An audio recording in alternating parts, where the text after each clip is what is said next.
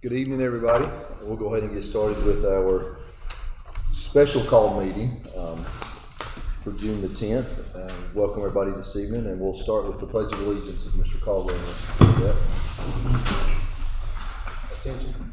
I pledge allegiance to the flag of the United States of America and to the republic for which it stands, one nation, under God, indivisible, with liberty and justice for all. And the next regular board meeting will be, I'm sorry, Danny, I'm getting ahead of myself here this evening. I apologize. You don't mind to read the mission statement? The mission of Clay County Schools is to build a high-quality learning environment that ensures all students learn at a high level. Thank you. Now then, the next regular board meeting will be Thursday, June the 27th at 6 o'clock here in the boardroom. And I will entertain a motion that we approve the agenda as it's presented this evening. I'll make a motion to approve. Second. Mr. Jones, second. All in favor? Aye. Thank you. And next we have our recognition this evening. And Mr. Overton is going to.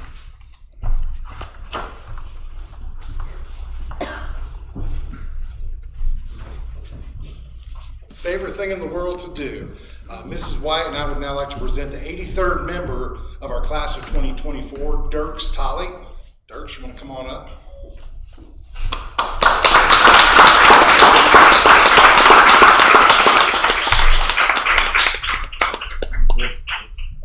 I just got to say a couple of things about Dirks while he's shaking hands here. I was going to start and say just how proud I am of this kid. That's not exactly right, though. Because I'm not just proud, I'm extremely proud. And you're not a kid anymore. You were when we met, and now you're a young man, Dirks. And we're all super proud of you. When you have goals in your life and you go along that path, it's not always a straight line, is it? No. It's not. It's not. And it's really easy when things are going well and you're making progress, everybody's happy.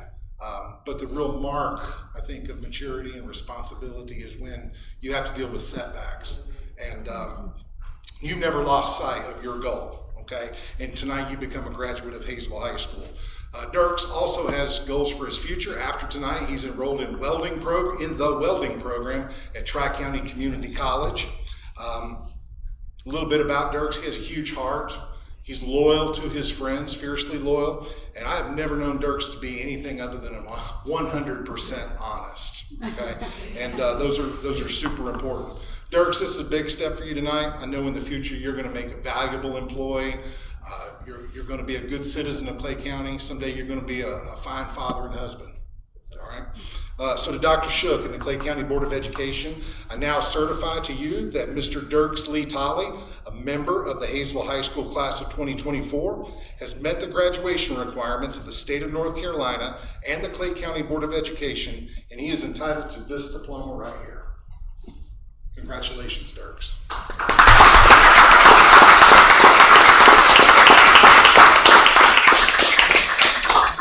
One last formal, by the power vested in me by the state of North Carolina, the Board of Education of Clay County Schools, I confer this diploma and declare Dirks Lee Tolley of the class of 2024 to be a graduate of Hayesville High School. Congratulations.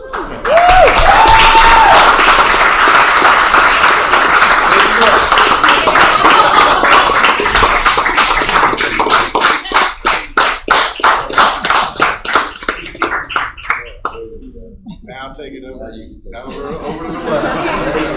Good job. Congratulations. All right, you want a picture? Dirks, why don't you hop up here in the middle? We need you guys to come on. Yeah, you guys. Yeah, come on, I'll block out the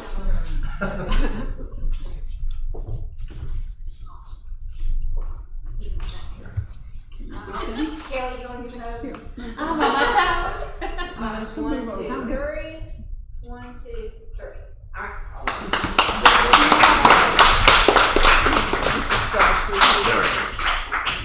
Congratulations. Really proud. Way to bust. Oh, that is so precious. That is so precious. What an honor to be a part of that. Can we go into this? Very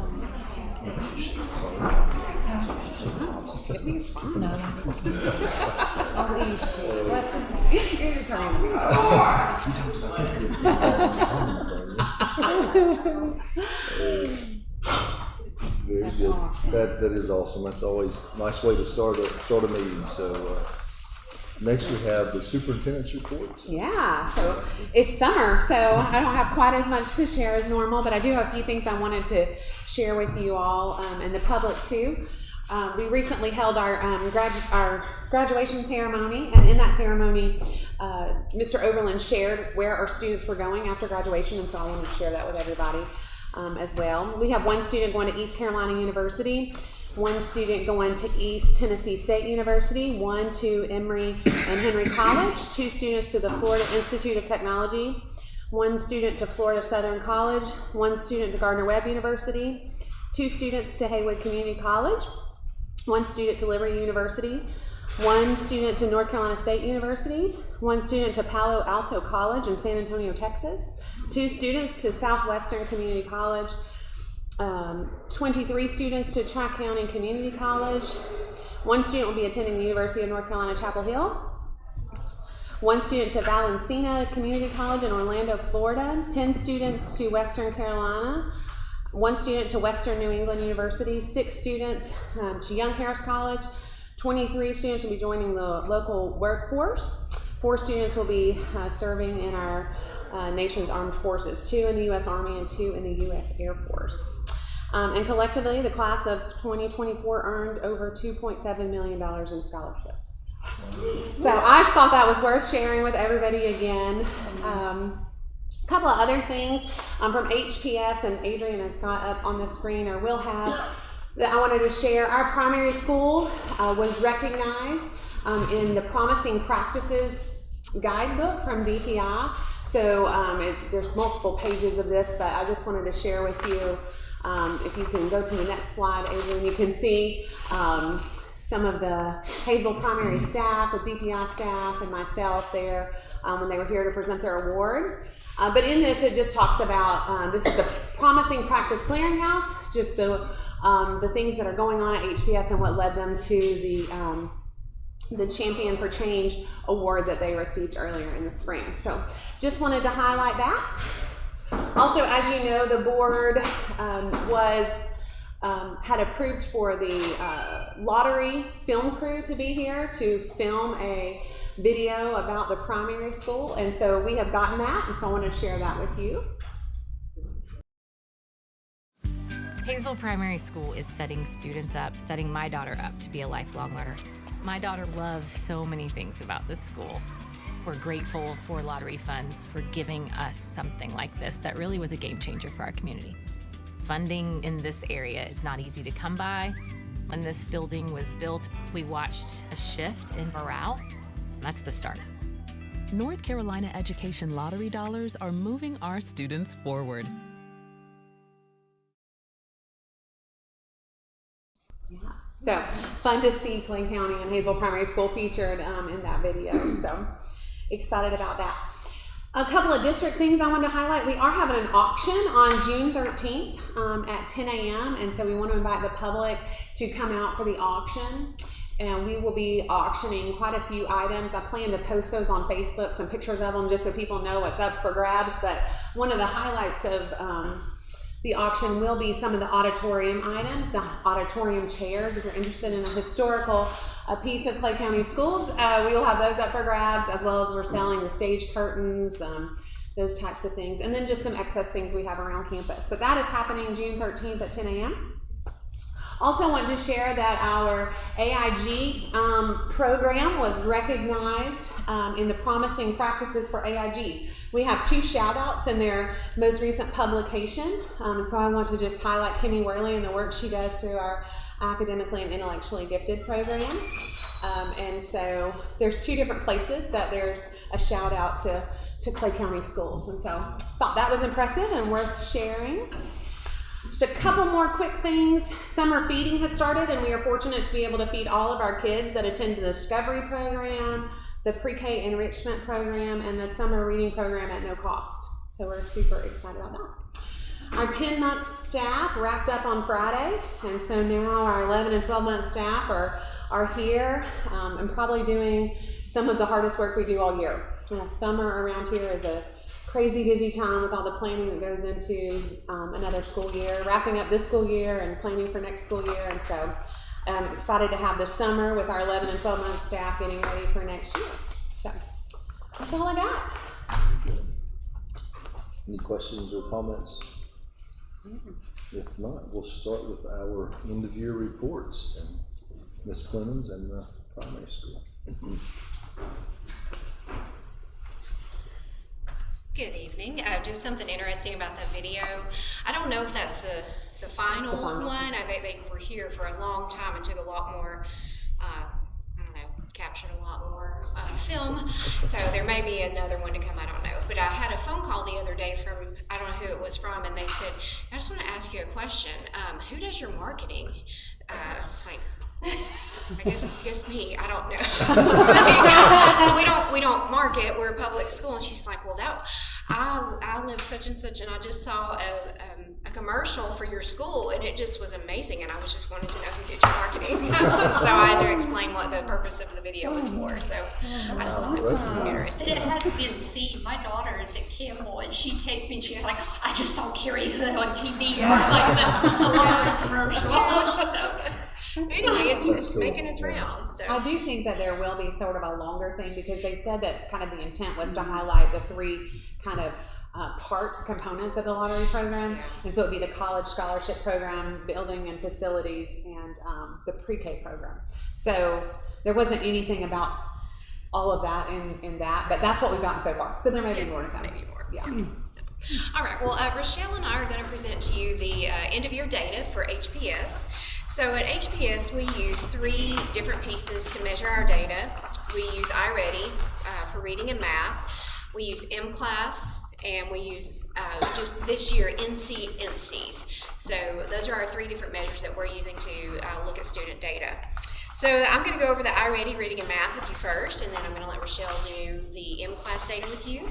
So just an overall big picture view of our reading for comparison from beginning of year to end of year in iReady is there on the screen, and I think you guys have printouts of it.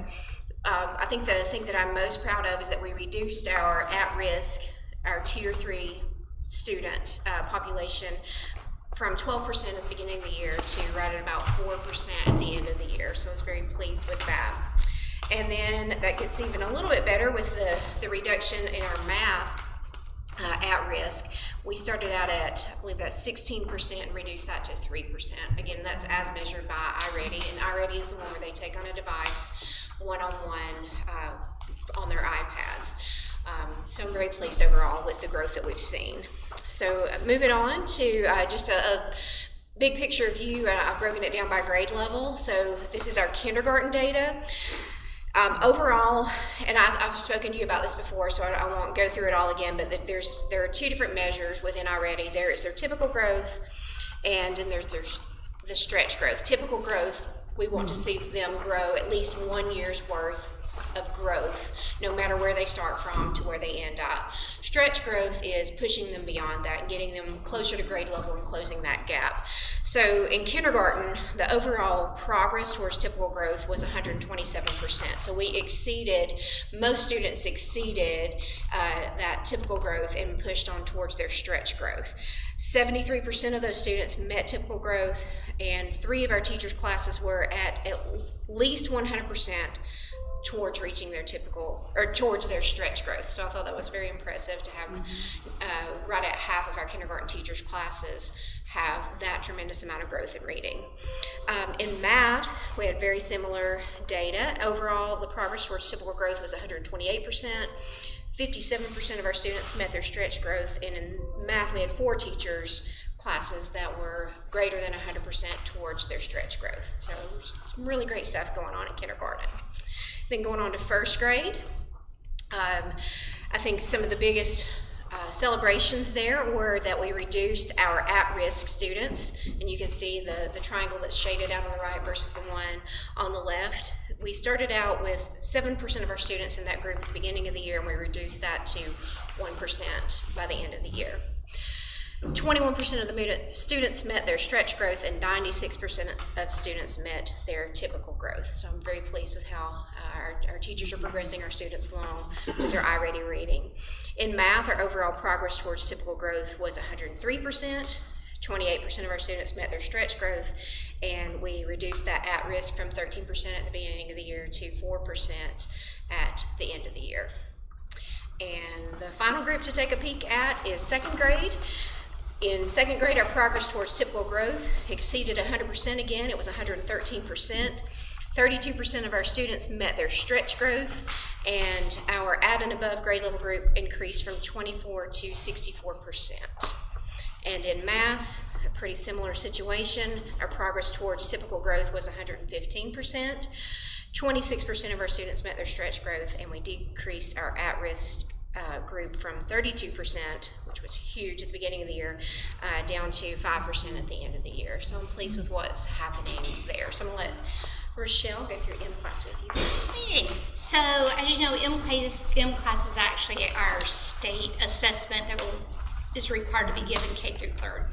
So it is actually given one-on-one between the teacher and the student. Pretty much they have 60 seconds to complete each task that they're given. There's lots of different components to it. But what you'll see on their screen and on your paper is the comparison from BOY to EOY, like from K through 2nd.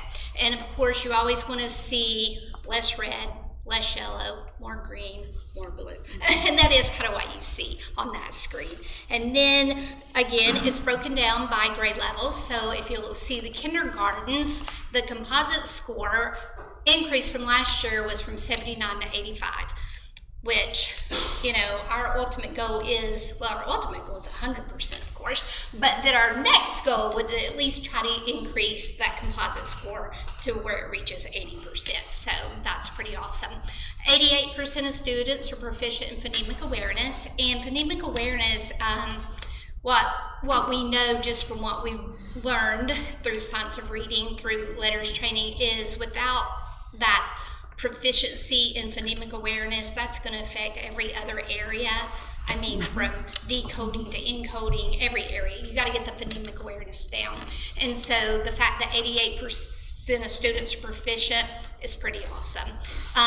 Over the past 2 years, nonsense word fluency has increased from 32% to 75%, which in nonsense word fluency is basically where they're taking like consonant, vowel, consonant words that make 0 sense. You know, like it could be the word tib, or it could be the word neg, and the whole purpose of that is if they're able to recognize that letter to sound correspondence in words that don't make sense, then that gives them the ability to also recognize it in any word. And so, you know, sometimes you have to explain, especially in 2nd grade, it's not going to make sense, because by 2nd grade they want it to make sense, but it's still a requirement, and as you can see, they're doing quite well with that. In 1st grade, 93% of students are proficient in phonemic awareness. So again, that is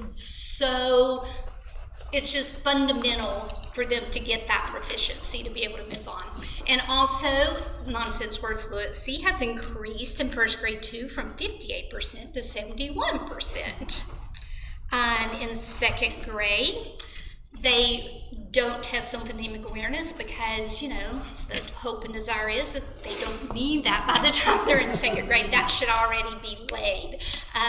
So they are tested in nonsense word fluency and vocabulary and oral reading, and also like what's called maze. But 89% of students are on grade level in vocabulary. And another highlight is that 80% of students are on grade level in oral reading fluency. So I say they're rocking it.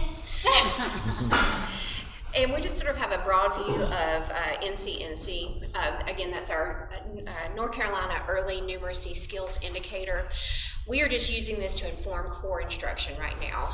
Our goal is to find a tool to help us with math interventions. That's one of our things we're working on this summer.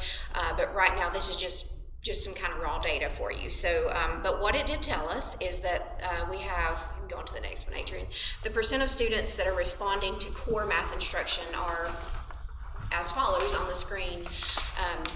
81% of kindergarten, 97% of first grade, and 84% of second grade. So I'm pleased with what that gives us. It's not perfect. It's an assessment like in classes one-on-one with a student. And the kids are getting more comfortable with it because it was brand new to them this year. But it's given us some good feedback. And like I said, we're not done and we've got some work to do, but it helps us. It's kind of a starting point for us. Some of the next steps all around for HPS, we added a literacy specialist. This is Rochelle in the fall, and so that's been a tremendous help to just informing our literacy practices. We're going to continue tweaking our intervention framework. We are going to continue training new staff in letters. That's the big training that everybody that's been here 2 years or more has been through. But we have some that are still, they just finished their first year and will do their second year. And then if we hire new staff after that, I'm sure there's training for them too. I am really excited about that second to last bullet. We've taken a position and we've kind of tweaked it to help meet a need that we have. We are going to take the receptionist position and diversify that into part-time receptionist and 3/4 time first grade teacher assistant. I know that's something that I've pitched every time that I've had the chance to talk to y'all. So we kind of found a way to do that, and it's one person among 7, but it's a start. So I'm excited to see how we can utilize that position to provide more support, particularly during our small group and intervention time for teachers. So, and we're working on developing our new intervention schedule within our teams, just based on some staffing changes, and we're going to be, I guess, to be continued. There's more to come on that, but that's one of the things that we're working on. So, are there any questions about HPS or our data or anything you guys would like to know? That's good. All right. That's right. Thank you. Very good. Thank you, ladies. All right. We're speechless. We got all the words, so. Thank you. I will say that with work's on here. M-Class, Thank you. M-Class is a challenge for some of our younger students. Even if they have the skill, they may not be able to do it as quickly as M-Class requires. And so sometimes you see kids who are proficient in iReady but may not be proficient in M-Class, and it really just boils down to that time factor. So, you know, it's good to have both measures. Hello. Hello. All right, so some more good data for you guys for HES, the end of year data. We're going to start with iReady, and I'm also going to go into some of our EOG results as well. So this first, you guys have a copy, right? Okay, perfect.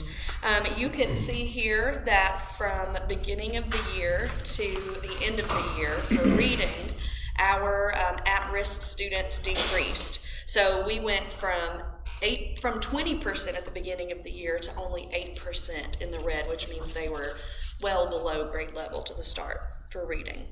And then you can see our green tier 1 went from only 44% being on grade level at the beginning of the year to now 77% at the end of the year. Right. Next slide.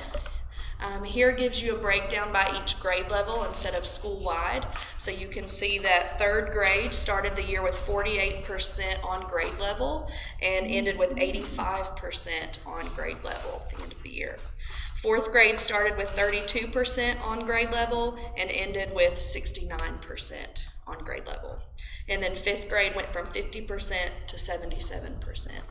So that's the goal, of course, is for the green bands to get bigger, the yellow and red to get smaller. And as you can tell, that was the case for each grade level.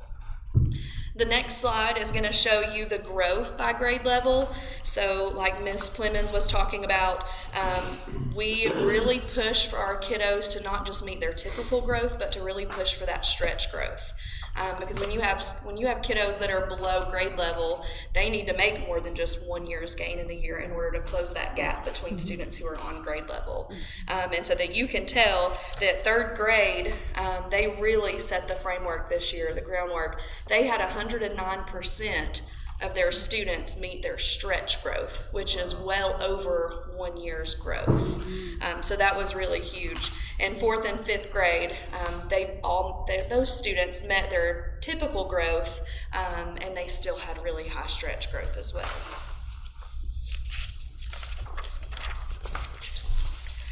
All right, here is the growth by placement. So we had 186% or 76% at mid or above grade level at the end of the year. Students in 3 out of 5 of these placement groups met 100% stretch growth, and last year there were only 1 of these that met their stretch growth. Wow. So that's really good to see. All right, now moving on to reading EOG. These 2 charts, the first one you're looking at is just if the students made proficient, so a level 3, 4, or 5 on the EOG. The second chart is showing students who made a level 4 or 5. So those are what you call college career readiness scores. So as you can tell, obviously each year we're going up, but what's really exciting is that we're continuing to go above and beyond for how many of our students are college and career ready, which is really huge. Yes, we want them to be proficient, and a level 3 is a passing grade, but we've noticed that those, especially in 3rd grade, who are scoring a level 3, still struggle a little bit in 4th grade. So the fact that we're still raising those to get more and more that are level 4 and 5s, it's just helpful as we start out each school year too. All right, now to switch over to math. We started with 5% at risk, with 16% at risk, and we ended the year with only 5% at risk for math, which is huge. We also only had 32% that was on grade level or above, and we ended the year with 78% on grade level or above for math. We had over 50% of students reach the highest proficiency levels in all domains. So for each domain, there is actually what we call a green stripe. We just did the 3 levels this time, but out of those greens, there are also some striped greens, which means they are not just at grade level, but they are above grade level. And we've seen a big increase in those green stripes, which is really good and promising for the years to come for those students. Mm-hmm. The next slide is the grade levels. So again, you can see the top one for each grade level. The green bar is getting a lot bigger than it was at the beginning of the year, which is the main goal. We went from 24% to 77% for 3rd grade being on grade level or above, 27% to 81% for 4th grade, and 43% to 71% for 5th grade.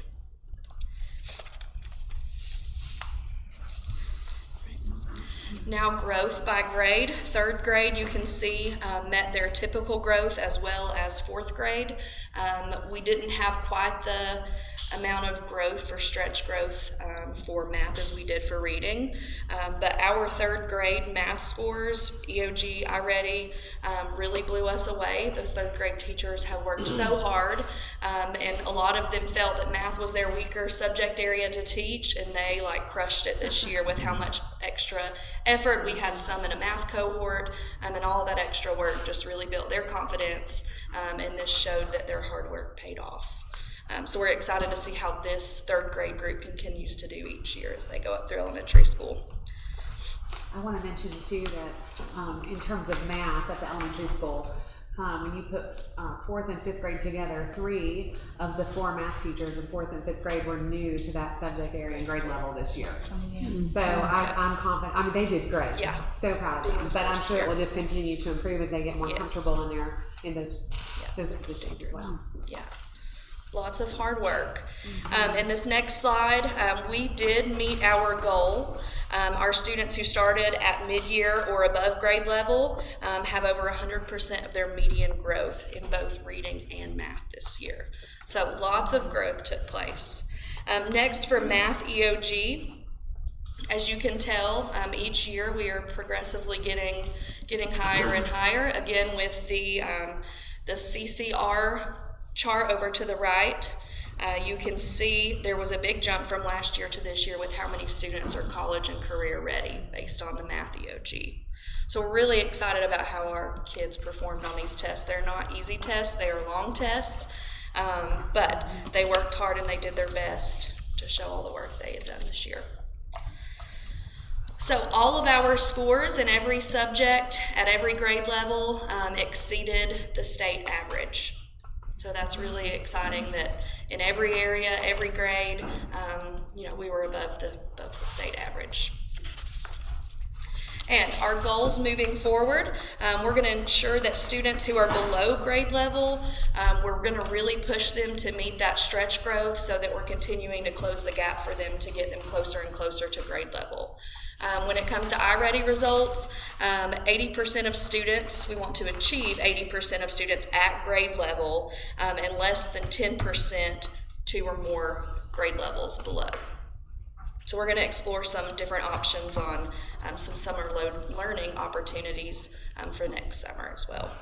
And then we're going to continue to improve our number of student populations who score the college and career ready percentage on their reading and math EOGs. Thank you for y'all's support. Is there any questions for HES? I don't have any. Very good. Thank you. It's exciting. Congratulations, looking good. Thank you. Switch. Good evening. So, before I share the HMS data with y'all, and I've written this down because I didn't want to mess this up, I felt like I want to give a shout out to the ELA and math teachers at the middle school. Over the last 2 years, I've learned that teaching in the middle school can be much more challenging than I ever experienced at the elementary level. The need for increased independence, social acceptance, combined with the demands of puberty and decreased parental involvement tend to create additional obstacles to learning and therefore greater challenges for the teachers at the middle school. Despite these extra challenges, the math and ELA teachers were a huge part of the MTSS process at the middle school this year.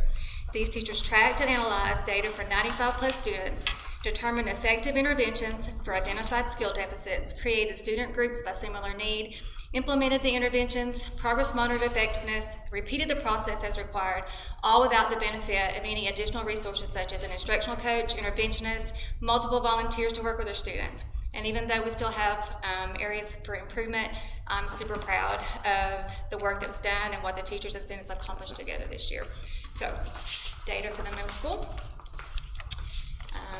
So this year, overall in the middle school, we had a 51% proficiency rate. 59% of those were college and career ready, and 73% of our math students met or exceeded what the state said they should have at the end of the year, so their projected percentile. In reading, we had a 48% proficiency rate. 57% of those were college and career ready, and 54% of those students met or exceeded their projected state percentile. In science, we had a 72% proficiency rate. 84% of those were college and career ready, and 50% of those met or exceeded their state projections. And then some celebrations by grade level. Sixth grade had a 68% proficiency rate. 60% of those were college and career ready, and 81% of those met or exceeded their state projected percentile. 7th grade, 67% of the students were college and career ready, and 70% of the students met or exceeded their projected state percentile. 8th grade, we had an 81% proficiency rate in Math 1, and 66% of those students met or exceeded their state projected percentile. In ELA, we had, I gotta put my glasses on so I can see. 56% of students who were proficient were also college and career ready, and 55% of those students met or exceeded their state projected percentile. In 7th grade, we had 53% of students who were proficient also were college and career ready. And in 8th grade, we had 62% of students who were proficient or also college and career ready, and 68% of students met or exceeded their state projected percentile. So, moving on up. Just a little shout out to our exceptional children in 6th grade. So 67% of our exceptional children in 6th grade met or exceeded their state projected percentile. So super proud of that. We also had a student this year that we celebrated who who scored proficient for the first time in math ever, and so she was super excited. And in 7th grade, we had 54% of those students meet or exceed their state projected percentile. So excited for our EC teachers as well. Any questions? Any questions or comments on this? It's exciting. Good stuff. Thank you. Mr. Ogler. Come on up. Mrs. Palmer and I want to share results from the high school. I'll start with the end of course results, EOCs. We have 4 areas in biology. We had just about 60% proficient.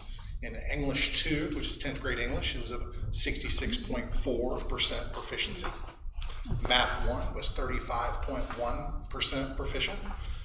And Math 3 was 68.8% proficient. So those were our 4 EOC areas. I'll let Ravonda tell you about the CTE. Okay. All right, next slide. This is our proof of learning across the board, our CTE post-assessments, our PBMs, which is our performance-based measurement, and our credentials. In Ag Ed, we had 89% proficiency, business and education, finance 92%, health science 98%, trade and industry 71%, family and consumer science 93%, and our marketing, which is our entrepreneurship, we had 88% proficiency. And I'm pretty proud of those scores. When you look at all of this together, combined with what we know already, our ACT Work Key scores, our Math 3 passing rate, and where we project our graduation rate to be, I would project, knock on wood, but I think we'll be, our school performance grade will remain a B, and I expect us to be on the high end of meeting growth, maybe even exceeding growth for this year. Good. Any questions for the high school? All right, thank you. Thank you. I will say we will get comparative data, so we can look at regional comparisons along with state comparisons, usually in late September, early October, as well as school performance grade data. So it'll be a while before we have all of that, but for now we're just crunching our own numbers. You want to come up with. Good stuff. Thank y'all for sharing all that information. So we appreciate everybody. It's exciting. I said it's exciting to see the growth. Okay, I'm just going to share real briefly on the teacher working conditions results. And so just a few things I want to highlight. If you look at the domains of safety and well-being, all of the indicators within that domain, we were above the state average. Facilities and resources, every indicator in that domain, we were above the state average. Professional learning and support, all indicators were above the state average. And time was also an area where all indicators were above the state average. Continued areas of strength in the domain of community support and involvement, four of the 5 indicators were above the state average. In teacher leadership, 14 of the 15 indicators were above the state average, and the instructional practices and supports, 5 of the 6 indicators were above the state average. So we had quite a few domains that we showed lots of strength in. When we talk about opportunities for growth, there are obviously some indicators that we were below the state average, and so what I did was printed out the primary school individually, and then the elementary school, and the middle school, and the high school. And there's not a single indicator that all 4 schools were below the state average. Not a single indicator. So what that tells me is that our areas for growth are different from school to school. An example of that is one of the things that is a struggle at the primary and elementary school is instructional time and time to prepare for instruction. And that's obviously accounted to the differences in planning time. And so, of course, there's going to be a difference in the response rate between the high school and middle school teachers versus the elementary teachers. It's a struggle across the board to have enough time to meet the needs of our students, but it does vary between our younger students and our older students. So, there is really not a single indicator that I can say as a district we need to target this across the board. So, rather than trying to find some commonality that doesn't exist, what I'm going to say about that is that the opportunities for growth are school specific. And so our school improvement teams will be reviewing the school results and incorporating goals specific to areas of concern into the school improvement plans in the fall. So as we talk about school improvement plans and getting those approved by the board, you will hear what the teacher working conditions survey said that were areas of growth and opportunity when we talk about school improvement plans. And as a district leadership team, I feel we have the opportunity to leverage the strengths that one school has. Like I said, not one indicator was below the state average for all 4 schools. So that means that we had a school or more than one school that was above and maybe a school that was below. And so I feel like we can use those opportunities to learn from each other and to find out how we're addressing certain things in certain schools and how we might be able to leverage that expertise and success and learn and grow from it with resources we have right here in our district. So that's what I wanted to share about teacher working conditions. Super proud of all those areas of strength that we can highlight, and also know that we're going to continue to pour into this data at the district level and at the school level over the next few months. That's all I have to say about that. Y'all have any questions about that? Okay. Very good, thank you. Next we have the intermediate school? Yeah, just a couple of quick updates. So we had a pre-construction meeting last week with Wells and West. That was about a 4-hour meeting, and we got lots of things covered and in preparation for the building project to begin. So on the wall over here, you will see that first big chart is the building schedule. It is set to start July the 8th, will be the official start date. The reason for the delay in the start date is because one of the things we asked for when we were doing the value engineering negotiations was for them to look at the stormwater system that they had put in, which was about a $350,000 system that we didn't feel was necessary. We felt like our current retention pond would be sufficient. Everyone agreed with that, but then we had to get the approval from the engineers. And so Wells and West did not want while they were waiting for that permit to impact their timeline. So they told them that would take 30 days, so that is what is reflected. That doesn't mean that no work is going on between now and July 8th. They just can't do anything in terms of erosion, so they can't tear anything down or dig anything up. So what they're doing is doing some prep work, putting up fencing, that kind of thing. So they have actually came today as well and gave me the second large paper. And what that shows is where the fencing, the solid red lines on there, is where the fencing is going to go. What I can tell you is that the implications of that fencing are going to be significant.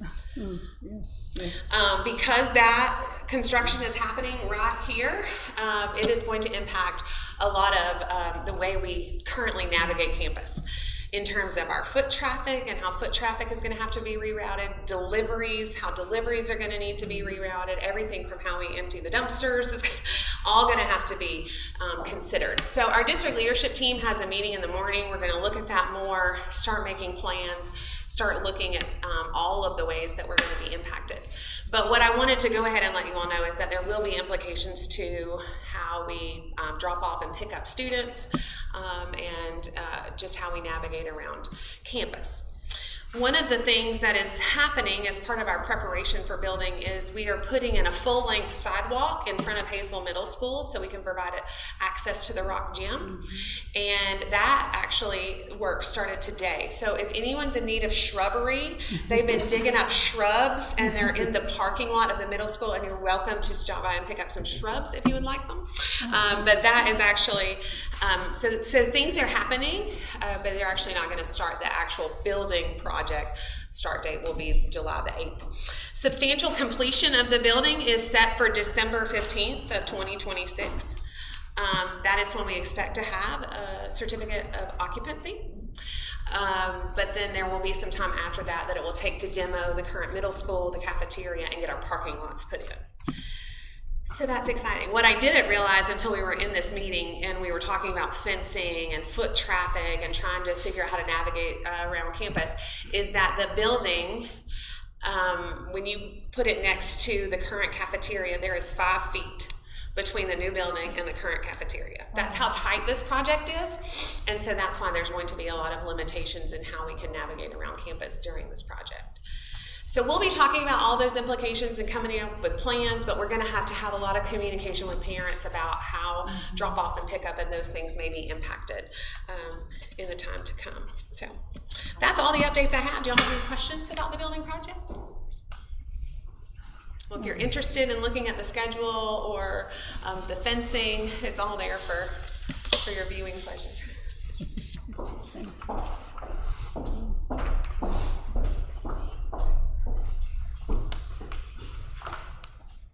at the ELA curriculum consideration in the primary school and the elementary school. So while they're getting ready to come up, let me share a little bit about this. We've been looking at our reading curriculum as it's up for renewal, so we've been looking at that and listening to some teacher feedback about what they like about our current curriculum and what they might like to change. And so they have come up with some considerations. This is not an action item yet. They would like to present to you what they're considering, and then we will leave what they're presenting in the boardroom for community and public review. And so this is just in the report section, but will be an action at our next meeting. All right. Good evening. Good evening. This is the majority of our curriculum committee. We got a representation from each grade level to look at different language components of the reading curriculum. We are currently using Foundations for the Phonics program, and that's not changing. So this is just the language comprehension portion of reading. We looked through a lot of different curriculum. We leaned a lot on Ed Reports, which puts out their feelings on how things line up to the science of reading. And we came across EL Education. And as you can see from the slide, that it was born out of a collaboration between Harvard Graduate School and Outward Bound, which I thought was pretty impressive. And it's not your typical boxed, pretty curriculum. It really is developed into helping children learn the standards, but not just standards, really how to delve into trade books and literature and become a community of learners around that. And their mission statement is on there, and it helps us as teachers not just deliver a curriculum, but help our students learn. Next slide, please. These are the core practices. So the core practices that build the curriculum, the instruction, all of those lead into what we're looking at for the student. The student has these 3 high-level dimensions of high achievement, and it's all built within the curriculum. So the curriculum really covers a lot of what we, over the years, have tried to do separately as far as SEL, building a community of learners, building their knowledge, vocabulary. It all comes together through one curriculum. Next, please. It's a high-quality, nationally acclaimed program. It engages the students. It's cross-content with social studies, science, STEM, math, and it's fostering those skills and acquisition. It's not I'm the teacher, you're the student, I give, you regurgitate. The kids are in there, as you can see, interacting with what they're learning. And it meets all the expectations across all the domains of what science of reading is looking for, according to Ed Reports. So this is a basic understanding of what the curriculum looks like. It's based on 4 modules for each grade level. Those are the topics, and that's the broad picture of it, is that they start with the module and the topics. So get a little look at what they would be covering across the year for each grade level. Next slide, please. Slide 1 starts out slow. Unit 1, Unit 2, and Unit 3, and that's across K through 2. Actually, it's across K through 8, but we're only focusing K through 2, and it's about 6 weeks long for the first module, teaching the kids the routine, the expectations, building norms for how they're going to interact with each other, how they're going to interact with their knowledge, protocols, how those get developed. So it's very slow-paced, letting them build their understanding of what they're going to be doing with this knowledge in the classroom. There's end-of-unit assessments. Some of them are very traditional, paper, pencil. Others are more performance-based. And then there's a final performance task based on the topic that they're learning. Next slide.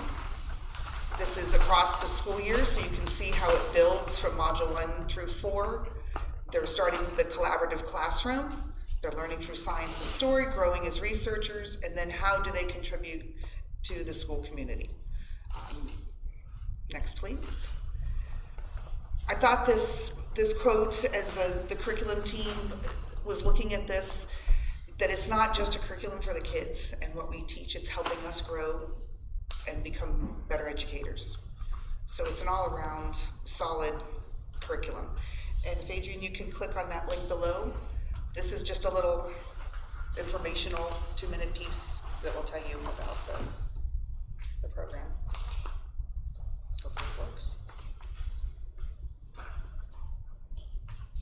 so special in the way where it brings students together and they learn together rather than learning separately at their desks. There's always student discourse. They're learning as a community. For Open Up to help us get started. They were able to pull together all the resources we needed. It's so easy to contact Open Up and just kind of share our problem, and they share back solutions.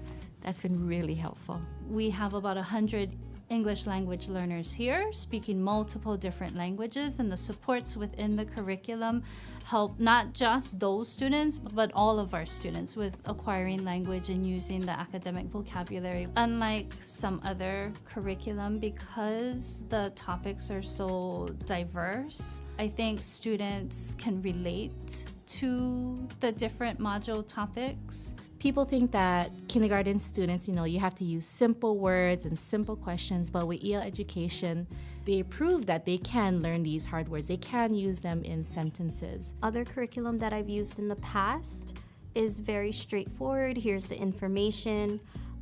It may be connected to science in some way, but it may not. Whereas EL combines everything together: science, social studies, social emotional learning, and language arts all together. Our special education students are with our general ed students. You can't tell who is receiving special services. Everyone is working on the same goals. Everyone is doing the same curriculum. It's just so amazing to see students learn how to decode what they're looking at. All this research that has gone in to creating this curriculum, it's so rich.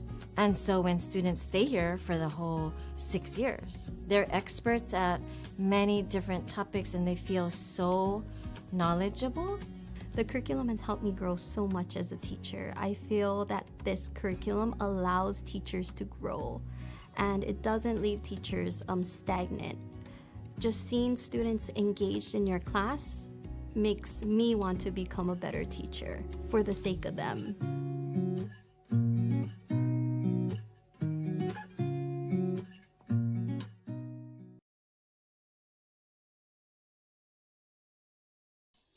Next slide, please. So why this curriculum? It incorporates the standards that use the methodology supported by Open Way Learning, the protocols, student-centered learning, project-based learning. It builds on our community of learners across grade levels, across the schools. So with the houses, we're trying to bring grade levels together as a community. This curriculum will do that as well through language. It supports SEL, meets the letters and the portrait of graduate expectation. As a matter of fact, we got an email today from DPI that says they have workshops now available for performance tasks for NC Portrait of a Graduate. And those performance tasks that teachers will learn how to incorporate Portrait of a Graduate engages students in meaningful, deeper learning experiences that foster the durable skills captured in the NC Portrait of a Graduate, which just goes like this with this reading curriculum. K through 2 continuity, so the protocols, the routines, the expectations that we're going to learn in kindergarten are going to be the same that they'll have in first, will be the same that we have in second, so we can build on that knowledge based around the topics of the module. Integrate science and social studies, which is always a hard thing as a teacher to teach the basics, reading, writing, and math, and now how do I fit in the science and the social studies? That will be a part of it. Getting them to be thinkers through this curriculum. And it's a balance of genres. So we're not just looking at fiction or nonfiction. We're looking at, there's poetry, there's music. So that's why the curriculum committee looked and feels that this is an important choice. We presented it to the staff, kind of similar, a little bit longer, and then we did a protocol called Chalk Talk, where questions were up around the room, and the staff interacted through quiet, just writing on chart paper, no conversation. And these were some of the things that came up that were curriculum-specific questions. The numbers next to the statements are that statement plus that's how many other times it was asked. So we can kind of see that where did the materials come from for the labs is an important question. Are teachers going to have to put out their personal money? Those are just some that they asked. Next slide. These are the wonders that they had. ELF education has a phonics program, but the results of that are not as positive as the language component. People didn't find it as resourceful or as they didn't have as much improvement in their students with that particular portion of the curriculum as they did with the language. And the next slide, the likes that they had for why choosing this. Any ladies like to add? No? Questions? Lay it on.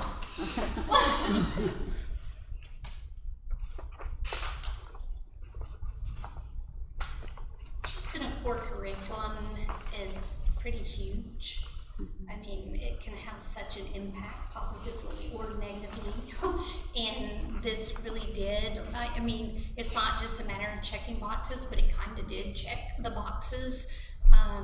You know, the curriculum team spent hours upon hours upon hours of researching and Zoom meetings, and this is the one curriculum that unanimously was voted in favor of. So I thought that was pretty huge, because, you know, I don't know if you realize, but you get a group of women together and it's hard for everybody to agree on something. So, just saying. And having done this many years, curriculums come in really pretty boxes, and the salespeople are the salespeople for a reason. They know how to point out the things that all cutesy, and teachers go, oh yeah, that looks good, that looks good. And I think we can all agree we've gotten into those curriculums and go, what? There's no meat in this. This doesn't connect. This is so disjointed. Where's this? Where's that? How do I do this? It's going to be a learning curve. We've got professional development support from the company, but I think it's, you know, I think we agree that it's going to bring it all together. We felt like it was important after all of our science of reading training to really examine our curriculums and see if it was aligning to what we've been taught as best practice in teaching kids to read. And that's so critical, like at the primary, you know, learning to read and making sure that what we're using and putting in the hands of the kids is going to give us the best results. Right. And how do you take that component that's the foundational phonics, phonemic awareness part, which is where they're starting to read, but also bring them into how to use that knowledge to understand reading, build the language, build the understanding, and the love for reading. And you guys brought samples with you? Yes, they're all on the table. They're there. Was this the info that will be out for public review as well for the month? Yeah. Yep. And it's one module. There's teacher workbook or teacher manual, the supplemental materials, lab books for the kids, the lab book for the teacher, how to run those.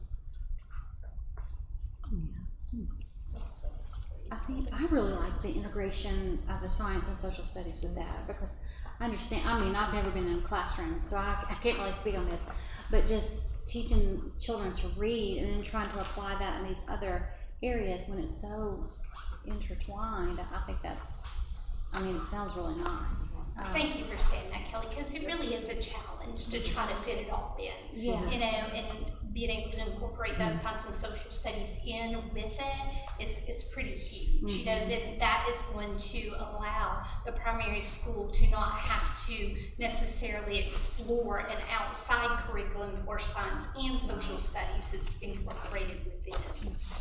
And the other thing, I love the collaboration amongst all of you to kind of come up with a curriculum, rather than just choosing a pretty box, you know, something very standardized that, right. You know, that, I think that's huge. That speaks volumes for our school system. When Open Way Learning was doing their workshops and so forth, I was able to participate in that, and I can see how this dovetails beautifully with that, right. And what they were trying to accomplish. Like how when they presented, this is a continuation and so forth. Right. They used the protocols to help us design what we were looking for in a portrait of a graduate as a county. And so we're going to start teaching our little ones how to use those kinds of things at an age appropriate level. And hopefully build thinkers, not just regurgitators of information. And that was one thing that I think came up when we developed for Clay County, as well as Portrait of a Graduate across the state, that kids want to be thinkers. They don't want to just be regurgitators of information. Sounds exciting. This also continues what I could see already happening in your classroom and in the school as well. Oh, so. I was very thankful to see the intentional mention of our English language learners. I feel like what we've seen this year is such an increase quickly, and I feel like it's so important to make sure that our teachers have resources in their hands that equip them to develop those reading and language skills with our English language learners as well. So I was really happy to hear that. Right. And if it's collaborative learning and kids are talking, having two multi-language children myself, they need that. They need to not be looking at a solid piece of paper and hearing the teacher go on because they don't understand. But if they're watching a kid talk and do things, that peer interaction is crucial for those ELL kids as well as the EC kids, that everybody feels a part of it. Very good. Thank you, you. ladies. Thank you. Appreciate your time. So now, Chris,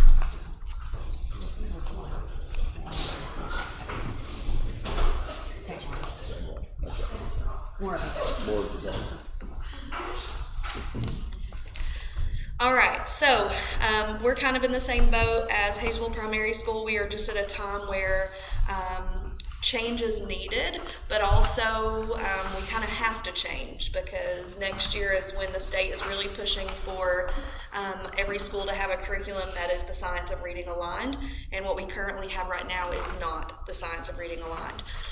However, based on our reading data, you can tell that what our teachers have been using is working. It's being effective. So our teachers over the last few years had to work past some hesitation and learning iReady, and now not iReady, but Ready Reading, and they've got it. They're confident. You know, they know what the exact goals for each lesson are. They've tweaked them to their own. And so, you know, we had a little bit of hesitation as we started to look for different curriculums because they are so drastic. There's lots of components to some of them, all the cute, pretty stuff, but then also just all the different components and protocols, and it just can be overwhelming. And, you know, as third grade is so intense already, you know, there were just some hesitations and questions as to why we had to change. But once our curriculum committee really dug into we have to follow the science of reading, they worked so hard for 2 years on learning and completing all that training, so now it's time to make sure that we're putting that training into use. So we have chose, or our option to present to you guys is magnetic reading. So the same company, Curriculum Associates, makes this just like our Ready Reading book that we've had in the past.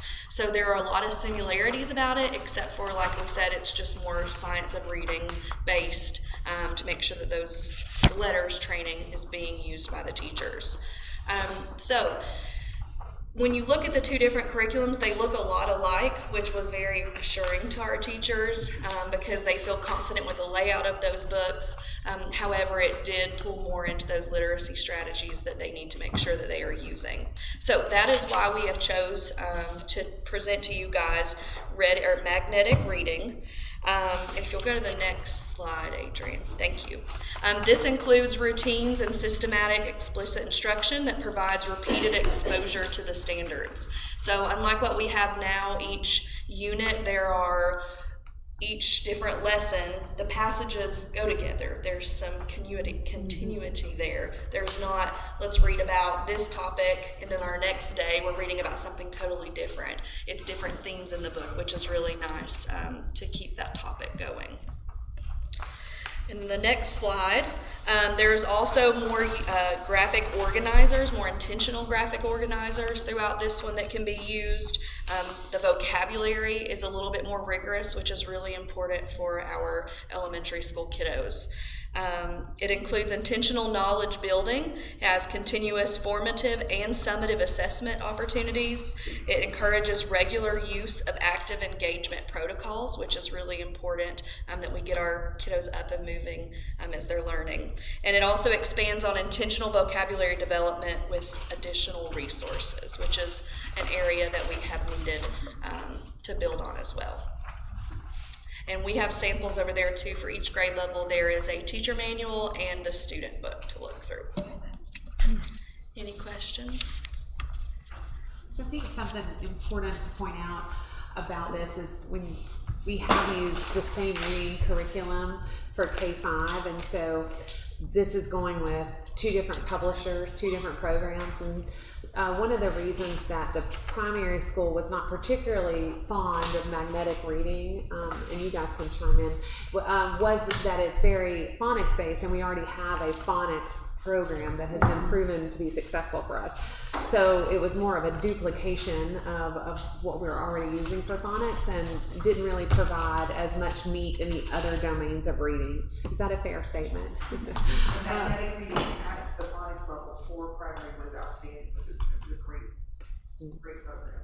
Just wasn't the component we were looking for. Just not the component you needed. And so, but for the teachers at the elementary school who do like the current one, this is a nice, way to be aligned. We do have to present to the state a literacy instruction plan that we indicate our curriculum, we indicate our instructional practices, and it has to be reviewed and approved. And so we have to make sure that the tools we're using align with what they expect from us. And so that's one of the reasons that this review is happening. But also, given that what the primary school feels like it needs within its reading program versus what the elementary needs, we feel comfortable with going with 2 different programs because of the needs of those different grade spans, so to speak. But I did see a document where there was an alignment between the current ready reading and magnetic reading, so that some of the pacing and things like that could be sort of just switched over to magnetic reading without totally starting over, which I thought was a good thing. Yeah, it's the curriculum that is going to be least of a drastic transition for our teachers. And that was their biggest piece as well, was just because it's hard to learn a new curriculum and learn all the different pieces. And I just feel like where we are as a school right now, that we needed to at least take a year to kind of slowly transition out of the whole curriculum associates program if we did decide or find another curriculum that we liked. This was the best one for us that we found. I do think that magnetic reading has a bit more engaging material in terms of being age appropriate and something that's of interest to students. Yeah, I think that's a positive change too. Yeah, and the topics that we've seen as we've looked through the materials looks like they would be very engaging to kids too. Shorter text, but more rigorous text. So that was a big piece too. Thank you. Very good. Thank you, ladies. Appreciate your time. No, go ahead. I think rigorous is always better. Well, I think that the ready reading curriculum is rigorous, but the kids have such a hard time connecting with it or finding interest in it. It makes it hard to really pull the rigor out of it because it's some of the topics are so not engaging for that age students. But we will have these samples out, and we'll put out a notice to parents if they want to come by and provide feedback that they'll be able to do that.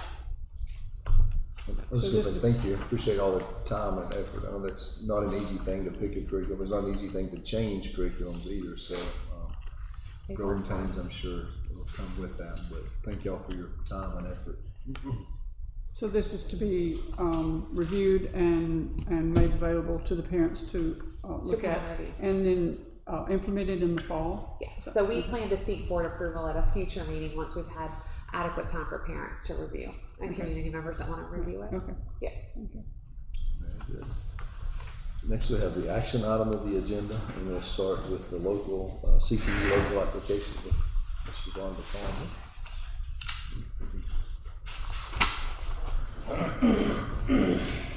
Okay, our comprehensive local needs assessment is basically our local application plan for CTE.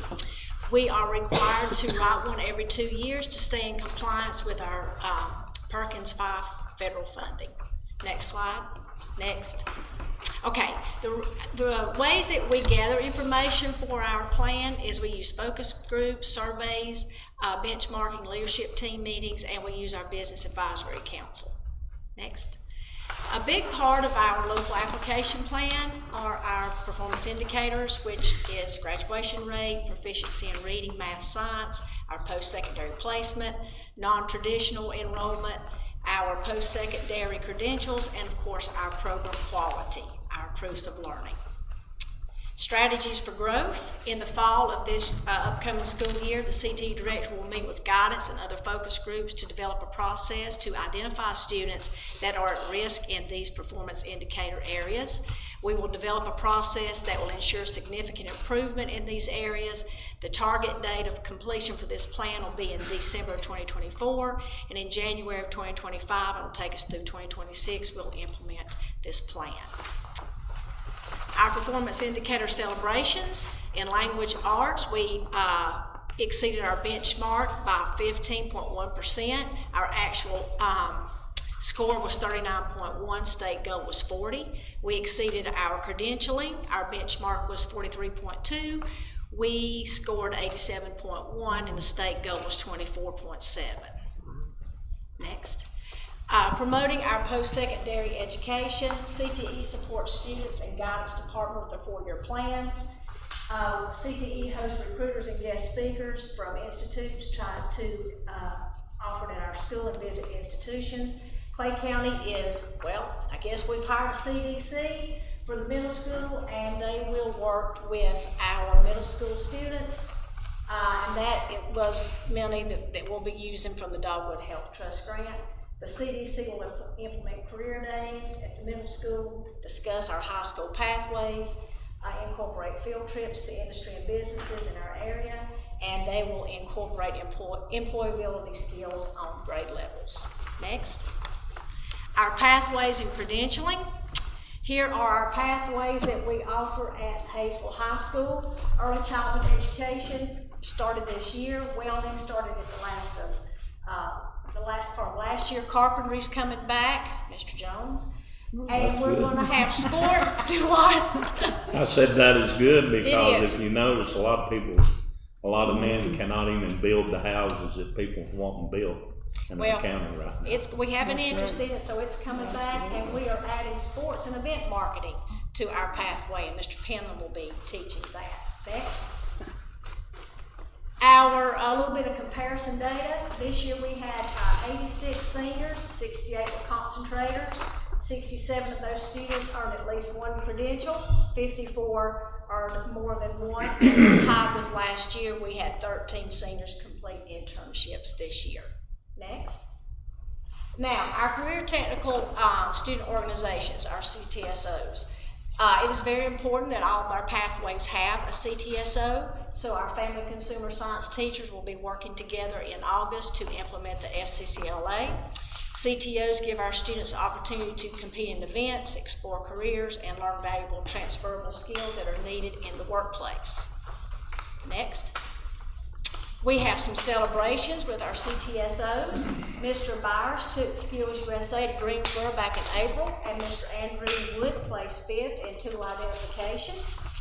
Mr. Brown took some FFA members to Waynesville to the Envirothon, and they competed in some competitions there. Next. Also, our CTSOs, they don't just go to competitions and compete, they participate in community events. Our FFA, our Skills USA, and our FBLA participated in our annual pumpkin chunkin. Our FBLA went to regional and state competition, and Mr. Dylan Hall here on the left and Lily Anderson placed top 10 in project management on state testing in the state leadership conference, and that was top 10 out of 350 students. Next. HOSA got back to competing this year. They went to Greensboro, and Gracelyn Anderson got top 20 for nurse aid, and Seth Leak got 7th for sports medicine. Next. How do we decide what to offer? Well, we meet with our leadership and stakeholder teams. We look at our CTE educational essential standards. We utilize our business advisory council. We look at teacher licensure, and we compile and analyze local, state, and regional data. Next. Work-based learning. Here are a list of our internship and job shadowing sponsors for Clay County.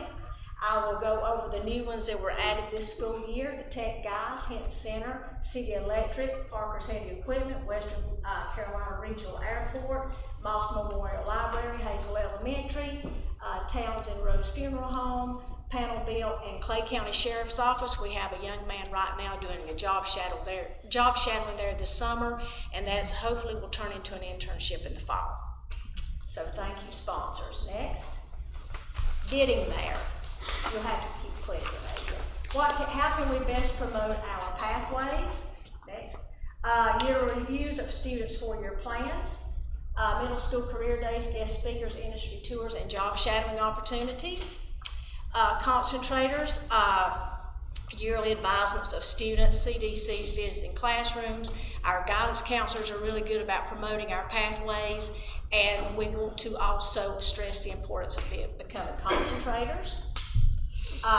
And also students the internships are basically a major.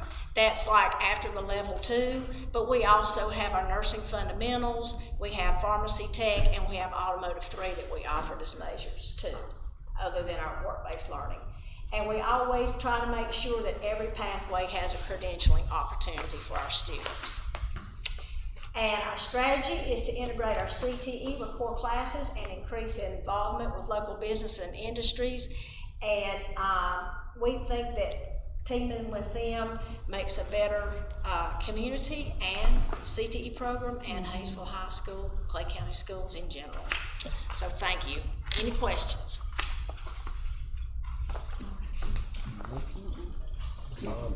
Not a question, Dr. Shute, but thank you, Ms. Palmer, for putting in about how you decide what to offer. I think that's really important, a lot of thought and consideration. Okay, thank you. And this is what we need to sign? Yes, ma'am. Okay. And while they're doing that, I just wanted to let you know that the funding that we will receive from federal government this year for the 2024-2025 school year, that we will update the high school computer lab, and then for 2025-2026, let me get my years straight, we'll be updating the middle school computer lab. So. Do these need motions? These are under action.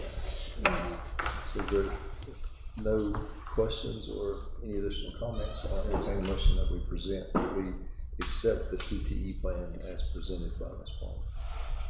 I'll make a motion, Dr. Shute. I'll second it. Respect second, all in favor? Thank you. Thank you, Ms. Palmer. Thank you. Rwanda, if you want to get this, it also requires Shelley's signature. Not today.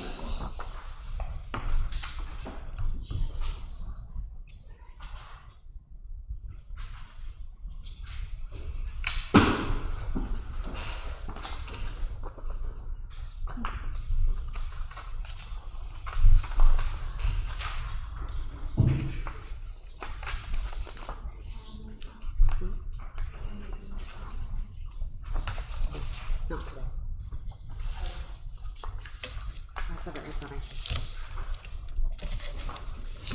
Budget amendment. Yes. Okay, we just have a few this evening. We'll do the bulk of the closeout work when we have the June 27th meeting.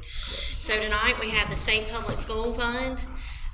The state did allocate an additional $26,011.85. They did this on May 31st, right when we're preparing to close the books within a month. These are non-recurring funds, and these were funds that they had available to help offset the increase in the employer portion of retirement. Now, why they held them to the end of the year before they allocated them, I'm not sure, but that's what those additional funds are for. The next one's going to be our federal funds. We did have additional funds allocated to us, and it was sometime in April for $1,304 to Title I. They did not approve that budget amendment that I had sent to the state until after we had prepared our budget amendments for the May board meeting. So we do need to budget that $1,304 for us to be able to use that. Well, not necessarily by the end of this school year, but federal funds, as you know, runs on a different schedule for their fiscal year than our state funds. That's it for federal right now. We had child nutrition fund. We have to budget an additional $35,569. We did budget that in Fund 8 last month. And after further information that we received about this allocation, we do need to account for that in the child nutrition fund. They have to account for that separately there. So we need to make the change to budget those in Fund 5. And then for Fund 8, our other specific revenue fund, this is actually just showing you where we are taking that $35,569 from Fund 8, and then we're going to leave a $1,099.72 in Fund 8. Now that does have to be, it is for child nutrition program, but those funds do have to be accounted for in Fund 8, which is our special revenue fund. Those are for supply chain, right, Jenny? LFS? Local foods for schools, sorry. I'm getting the two pots of money confused. And that's it tonight for the budget amendments. Any questions or comments from Ms. Farnsworth on the budget amendments? If not, I'll entertain a motion that we approve those as they were presented. Make a motion. Jones, for a second. And I'll second it. Stroke, a second. All in favor? Aye. Thank you. Next, we have the interim budget resolution. Okay, and I'm just going to read this to you all. Be it resolved by the Clay County Board of Education, the interim appropriations be made available for the purpose of paying salaries and the usual and customary expenses of Clay County schools for the period beginning July 1, 2024 until adoption of the 24-25 budget resolution pursuant to North Carolina General Statute 115C-434. Interim appropriations so made are expended shall be charged to the proper appropriations in the budget resolution. So we have to do this every year so we can continue to operate and to pay our bills for our utilities and our salaries and benefits until the state gives us our budget, and sometimes, you know, that's later in the fall. Is there a motion that we adopt the interim budget resolution? I'll make a motion, we adopt the interim budget resolution. Ms. Crawford seconds, all in favor? Thank you.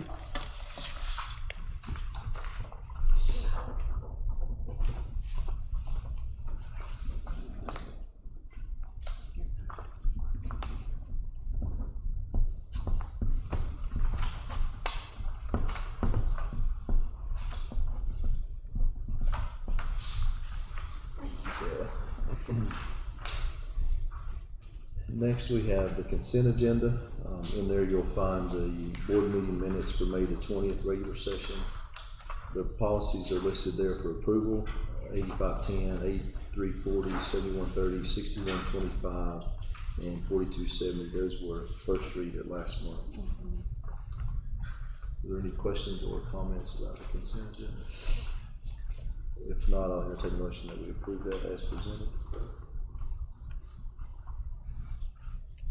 Mr. Caldwell, is there a second? Mr. Jones, second. All in favor? Aye. Thank you. And then we have information agenda, Ms. Hollingsworth again with the insurance.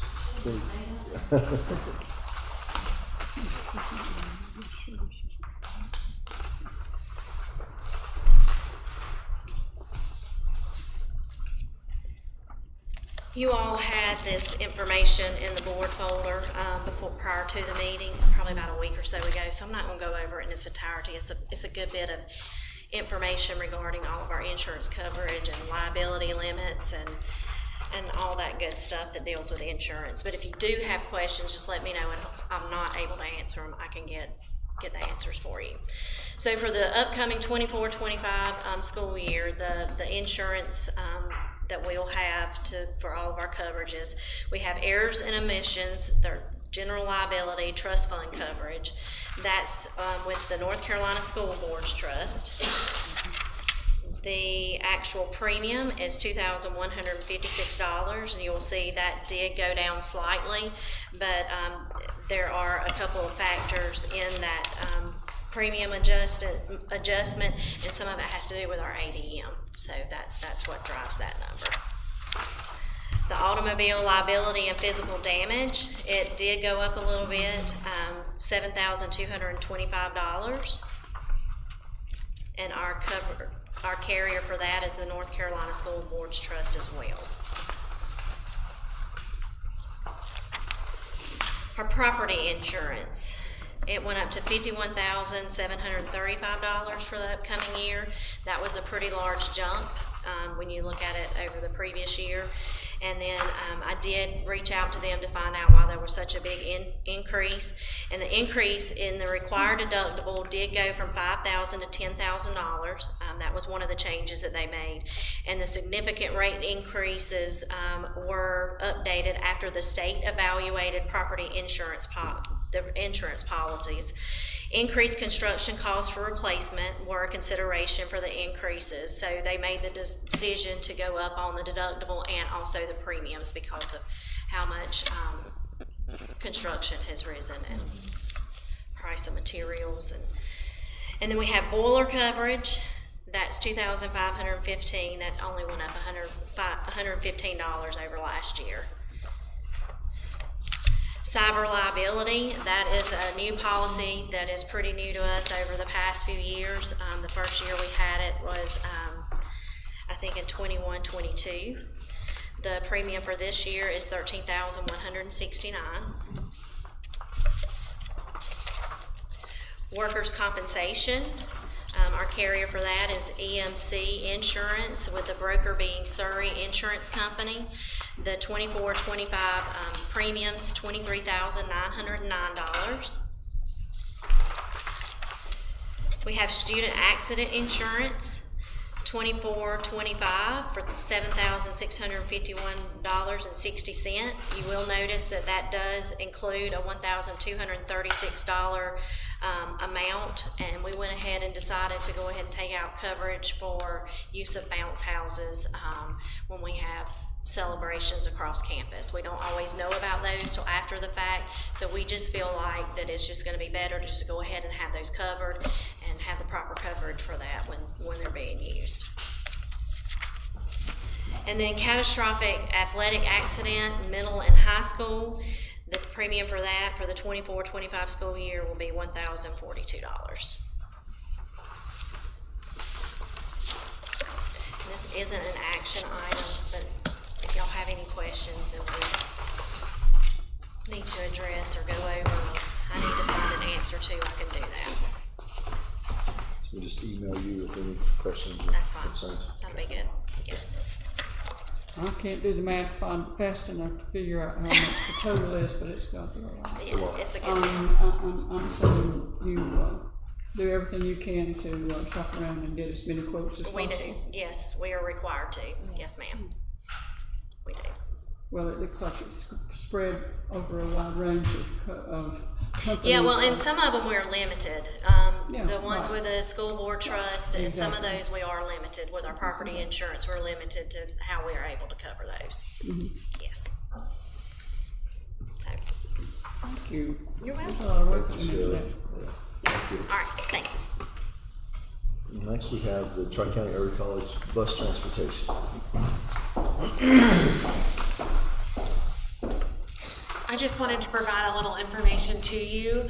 This will be coming to you as an action item in a future meeting, but I would like to be able to do a bit more research and talk to Jimmy Moore a bit more. He's been on vacation last week and is still gone, and I would like for him to be able to answer a few questions that I have about this. But essentially, there's been consideration about our district providing bus transportation to the early college students from Clay County to the campus in Peachtree. And so just to give a little bit of background information about this, the Tri-County Early College was established in 2006 with the intent of allowing high school students to get a high school diploma and an associate's degree at the same time from Tri-County Community College. There is a partnership between Clay, Graham, and Cherokee that students from all of those districts can attend Tri-County Early College. When I looked for the Memorandum of Understanding, the last copy that we can find here is from 2014, so it's 10 years old. I did asked Cherokee County if they had an updated MOU. They provided one to me from 2019, but it's not a signed copy. So again, I'm trying to dig and do a little bit more information searching to make sure I provide all available information to the board about this. But the reason this has come up is because there's some new challenges that need to be discussed. And I'm going to try to explain this as best I know how. We were previously receiving full reimbursement for transportation of early college students to Tri-County Community College. We received those through contingency funds to the transportation department. So essentially we submitted reimbursement and we were reimbursed at 100%. The General Assembly put restrictions on the contingency funds, which is why this has come up. We no longer can apply for contingency funds for the Tri-County Early College transportation. Last year, we applied for about $15,000 in contingency funds. So that was the total operating cost to transport those students. So the General Assembly, like I said, has placed restrictions on contingency funds, and those can only be dispersed for emergency needs, such as mechanical issues, a rise in fuel cost, but cannot be submitted for daily student transportation. So now those transportation costs get factored into the total operating budget for transportation. So they just become another expense. And once they go into the total operating expenses and become part of the overall budget for transportation, the funds we receive for total operational expenses are dependent on past spending. So how much we spend this year will help determine how much we need next year. And an annual comparison of all districts in the state and how efficient they are. So basically, I've spent a lot of time talking to Kevin Harrison, who's the DPI guru for transportation, and what he explained to me is that the top 5 districts for efficiency are funded at 100%. But there's also a buffer, so people that are between 90 and 100% also get funded at 100%. So the goal is to be above 90% efficient. So because your funding for the next year depends on your past spending and your efficiency rating compared to all the other districts in the state, it's very difficult to predict where you're going to fall and at what percentage you're going to be reimbursed. So that's where the challenge comes. So the funding formula for DPI will allow us to recoup some funding for transporting students to the early college. So basically, because you spend money, you receive money. The question becomes will we be reimbursed at 100%? And basically that depends on what our overall efficiency rating is. What's not efficient for us to transport students out of our district? That's an efficiency concern. Is that concern enough to knock us below that 90% threshold? Maybe, maybe not. So there's a little bit of unknowns in that. We are currently operating, I believe he told me about 93% in terms of efficiency. So this may potentially require funds to be granted from local to supplement and cover the total cost. Again, this would depend on our efficiency rating compared to other districts when evaluated annually. So another consideration of this is we do not receive any ADM funds for Tri-County early college students. All of our ADM funds for these students go to Cherokee County. So therefore, it's a bit of a concern to continue transporting students at our expense, at least partially, for students we do not receive funding for. So these are things that we're talking about, and it is something that we would like for the board to weigh in on in the near future. But I wanted to give you this information and let you guys digest it and let me know what questions you have so that when the time comes to vote on this, that we will have all the information that is needed to make an informed decision about this. So what questions do you have now that I could start thinking about? Explaining, I'm sure you've already said it, but please explain again the efficiency rating. So what he explained to me was that at the end of the year, when all of the expenses are given over to DPI, they determine an efficiency rating for each district. The top 5 districts in the state then they're funded at 100%. They're the kind of the standard. And you're talking about transportation expenses. Okay. Transportation expenses. And so then anyone between 90 and 100, there's a buffer there that also allows them to be reimbursed at 100% budget rating. So basically what we risk is if our efficiency falls below that 90% threshold, what the risk is then we become sharing costs for the inefficiency, right? So we start sharing costs, and that's about a 50-50 split. So if we were to drop below that 90% threshold, we would risk having to go 50-50 on those early college student transportation. As of right now, it appears we haven't done physical here in closeout, so we will be able to provide some more accurate numbers about how it's played out this year, because actually the contingency fund stopped at the beginning of this year. But I think between the superintendent changes, I don't know that all the information was available to present to you. So we've kind of maintained status quo this year. We're going to see how it turns out once we've finalized the books for this year, and then I can report back to you about that. But did that answer your question? Yes, you did, and I would like to have one more, please. Sure. Approximately how many students do you think this is impacting? So last year we transported 18 students. And I know of 3 students that are enrolling for the upcoming year from Clay County. So when this was initially started, Tri-County Early College offered something that we couldn't offer. And so there was an incentive for us, even though it might have been inefficient, there was an incentive for us to be able to provide that to our students.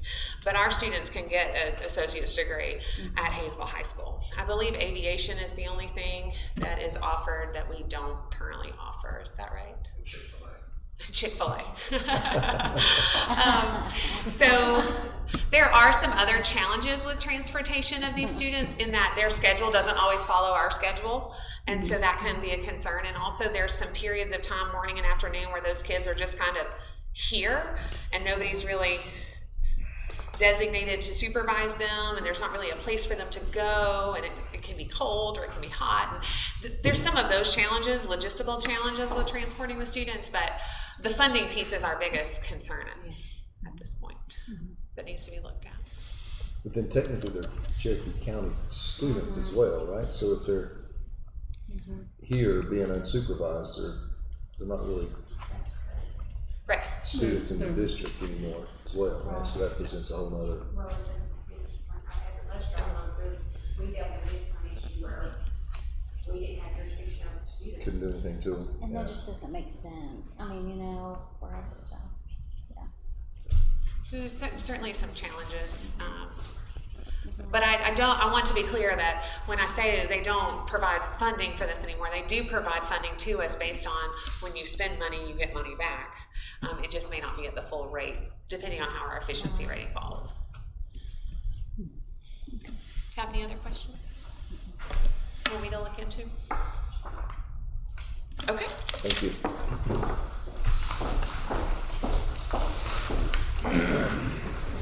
Next item there are policies that are up for first read. There's the child abuse and related threats to child safety, foreign exchange students, staff-student relations, board member technology use, and prohibition against retaliation. All those are part of the spring updates still. Yep, spring updates. So those are for first read. They'll be up for approval at the July meeting. Any other comments or remarks from the board? If not, I'll entertain a motion that we go into closed session. Make a motion to go into closed session. Mr. Jones, is there a second? Mr. Caldwell, second. All in favor? Thank you. Thank you all.